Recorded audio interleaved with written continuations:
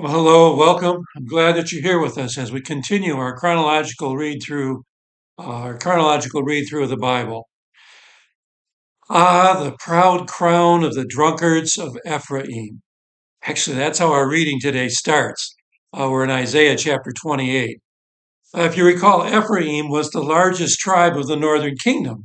So it was often used to refer to the entire kingdom of Israel, the 10 tribes of the northern kingdom.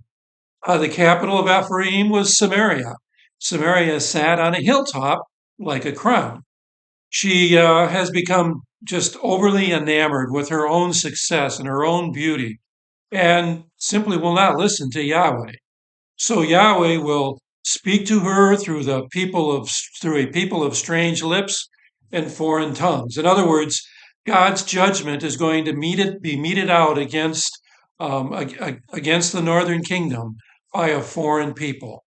This will, of course, be the Assyrians.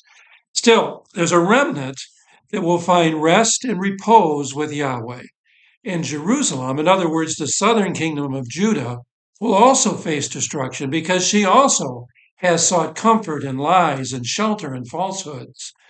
God pleads with Judah to listen. Actually, God pleads with both to listen, lest their punishment get only worse.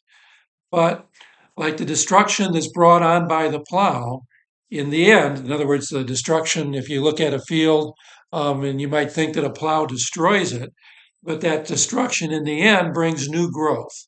That new growth comes from God because God will always preserve a remnant for himself to carry out the promise that he has made.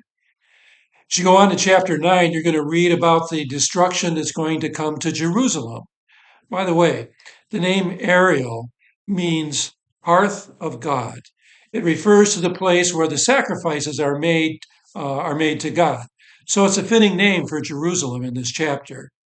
Because Judah has rejected God for so long, no longer is she going to be able to see, or maybe better said, be able to understand what God is doing. What is happening to Jerusalem is just not going to make sense to most people. Only the remnant will see and understand. Here we read of Yahweh's chastisement of Israel for drawing near to him with their lips and their mouths, but being far from him with their hearts. In other words, their worship, it's nothing but hypocrisy. Still, God will preserve a remnant and he will do wonderful things through them. The blind shall see, the deaf shall hear, the meek receive joy, poor be exalted. Beautiful words there. In chapter 30, God forbids his people to return to Egypt for refuge. While all this is going on, the idea is going to pop into people's mind to flee to powerful Egypt and take refuge there. But God says, I've rescued you out of Egypt. I don't want you going back there. Those from Jerusalem who flee will find no refuge there. But in his own time, Yahweh will deliver Jerusalem just as he delivered the whole of Israel from Egypt.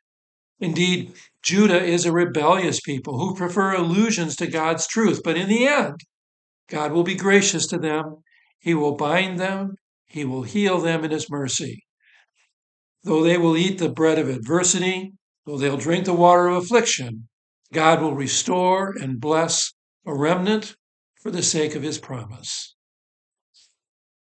Well, I pray as always that our time together is beneficial to you, that you're learning, that you're growing, and that this is helping you to be able to kind of find your way through these readings, especially the readings over the next few days, most of which might be a little bit longer than what we had been doing, and are kind of bound up in the mystery of the prophet Isaiah.